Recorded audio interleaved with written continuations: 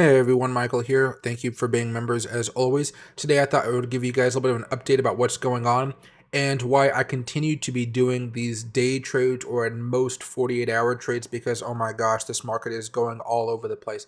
So we're just going to go through a few of the plays we talked about last week and we'll follow up on some of those plays, okay? So as far as Apple's concerned, we did break down on Monday. We've continued to break down. But as you guys can see, there's been some really strange activity going on where the markets are trying to shake off some of these swing traders out here and cause some of those stop losses to hit. So, just me, be very, very careful as you guys enter into this market right now if you guys are looking for longer than a couple day holds, okay? What I've been doing, and you guys know this by now, as I've been day trading and it's been working out a lot more. You can see Apple so far. We did have this slight uptrend for a day. I did buy it at open or bought puts at open, excuse me, because of this move, and I sold off about an hour ago here on this little bit of a dip, so maybe a little bit more than an hour ago now. But I'm just using some basic tools here. Forget about pre-market because that usually doesn't work out well. But after the market opened, pause there, pause there, pause there, and it might even come back down by the end of the day to around 1:30. We still have about like a few hours left. So I might have sold off too early, but I knew I was going to be making videos, so there we go. But guys, Apple's coming down. If we go over here to the daily charts, we're heading back down to support again. You're seeing we're getting going back into those oversold levels. So if we're lucky, we may have a bounce off of that going into Friday and then going into next week. Remember that tomorrow we do have the CPE, which is inflation for businesses, unlike the CPI, which is inflation for everybody else. So be aware that that could be some headwinds for us tomorrow. Going over here to Microsoft very fast, this also just broke down today. You can see it had been trying to hold the support for the past few days. This is something where if you guys were looking to do another day trade, you guys could have done that as well. Similar type of pattern we just saw with Apple. You're just playing the breakdown. I just traded Apple today because honestly, I'm Apple is my top performing play as far as my personal record, so to speak. But as far as Microsoft is concerned, it looks like we want to retest the 200 daily moving average going into January, which could be really, really tough for the stock. So I'm going to remain bearish on this for the short term unless we have some really good news coming out of nowhere, which I just don't see happening. If you guys are looking for earnings or something like that, they don't come out until January 23rd, and that can really be a bad move. But everything is pointing to another death cross between the 20 and the 50. Last golden cross led us to a smaller upward move. But guys, we're still in a little bit of pain here. As far as Netflix is concerned, you guys know I like my scribbles and whatnot. I thought we might be coming down. Nope, we had a nice big bounce up, and all of a sudden now we're falling back down. We're not going to go through this plan here. I thought it might happen. Well, it might happen a little bit later, I guess, but my timing was definitely off for this one. So instead, let me get all this stuff off of here. We don't need that for now. Let's get rid of that for now. And that should be fine. Basically, we've broken out of this uptrend here, and now we're just going more sideways. I do think we are going to get knocked back down, but we'll have to wait and see. Tesla, wow, what a nightmare here, guys. We had talked about this actually hitting 125 months ago. I just didn't foresee it coming down so fast. This almost reminds me of Luna back in the day because while everything else was falling off of a cliff, Tesla was just staying sky high. Now it's kind of reaching the majority of the market. This is not going to go away. This Tesla's not going to die or anything like that. But we've already hit that big support level of around what 110 to 120 to 127. This is normally a big buying zone here. I don't know if people are going to want to buy if all this fear continues, because if we go over here to Tesla's monthly chart, you guys can see how big of a move that is.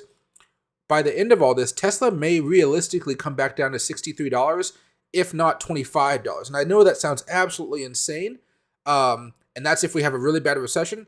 I think it's very realistic that we come down to 65 because I was pricing in 132 on the next big drop, but I thought it might take until January to get down there. This thing is moving very, very fast, and this monthly chart just looks like a crypto coin at this point because so many people bought into Tesla because it's a great company. But man, it's you're going to have a buying opportunity down the road if you guys want to take it. My dollar cost averages on Tesla are just getting eaten alive. They're just dying right now. I will continue to dollar cost average in Tesla because I like the company for the long run, just like semiconductors and stuff. But if you guys want to do day trading, here's an opportunity, but just be careful. The setups aren't as easy as you would expect, right? The only real breakdown opportunity I saw over the past few days was today.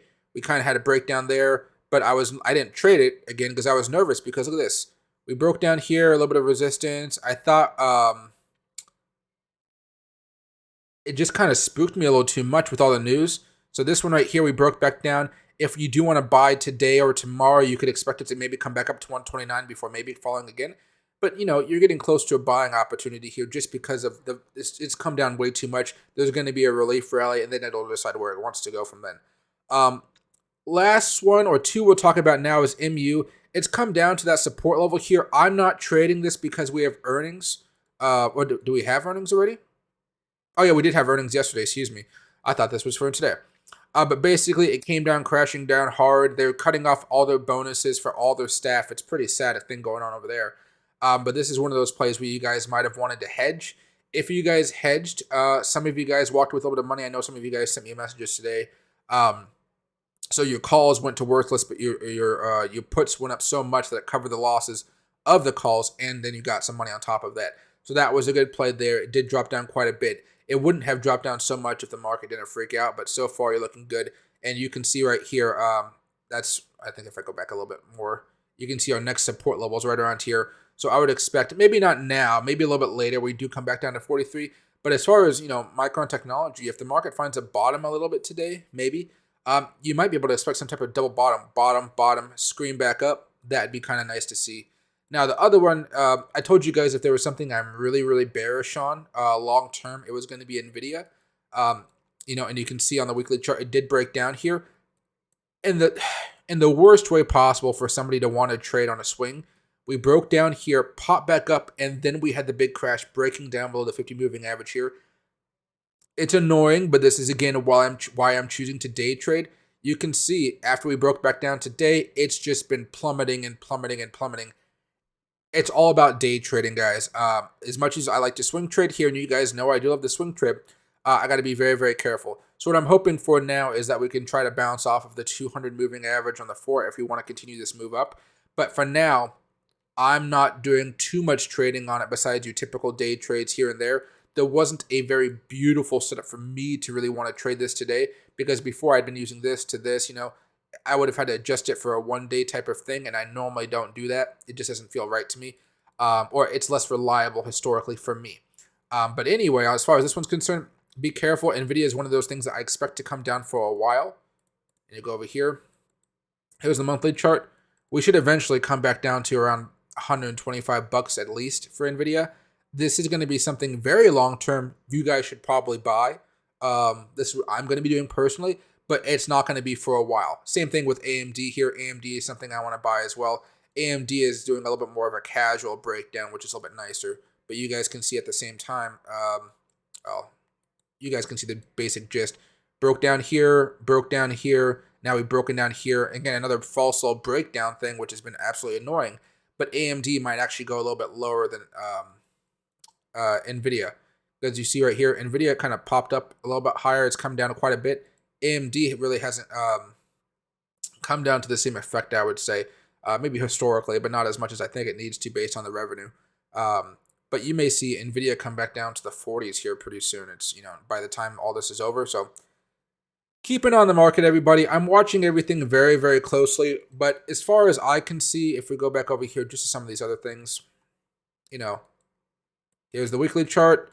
We're breaking down. We're gonna retest a low from a couple 21 days ago. Then we're gonna retest a low from this is not 21 days ago, from October 31st. Then we're gonna test another one from October 10th.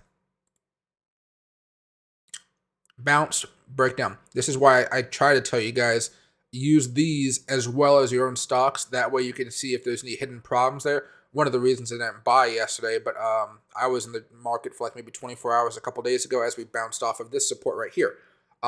And that's why these short day trades are really helpful for me, because I keep on getting my hopes up that maybe we can actually rebound. Maybe we'll at least test out the 50. Maybe we'll at least test out the 20 here, and maybe we'll do something cool. No, it's all a bunch of fake outs, but we honor support and resistances at least for a day because the whole market wants to believe we can go up.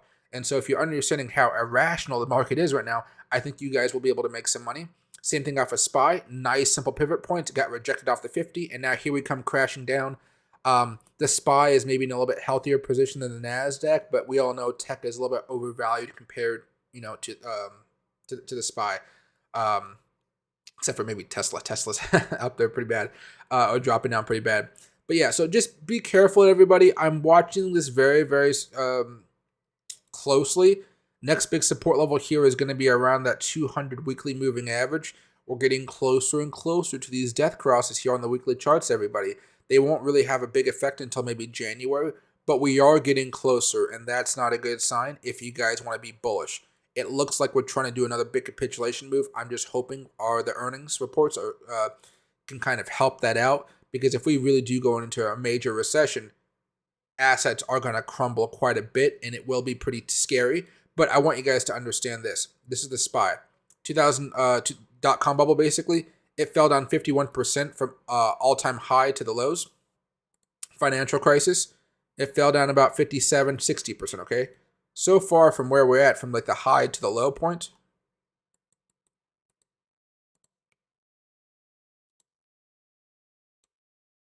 that's about 27%. If we go down to 50%, that brings us back down all the way here to where we were during COVID. All right. Not saying it's going to happen, but just keep that in perspective, because just like over here with the NASDAQ and such, from those highs to the lows, we had lows about 83%. Over here, we had about 55%. If we just drop off 55%, sorry about that. We're already at 37, 55%, again, brings us back to those COVID lows. And if we go all the way like to 80% or whatnot, that's way down here. I don't think we're going to drop down that far. I really, really don't. Just because of how long this is going to all take for us to clean this market out. But just be careful with it. On the other hand here, as far as Dogecoin is concerned, it had a nice little pop today. Not really bouncing off of anything in particular besides this triple bottom that we've been talking about time and time again. If this gives way, Dogecoin's going to be coming back down to about 5.5 cents. So be careful. That is a pretty big drop from here to the support level down there. It's like 20% drop. So just be careful with it, okay? But I hope you guys all have a good rest of your day. I am going to try to stream.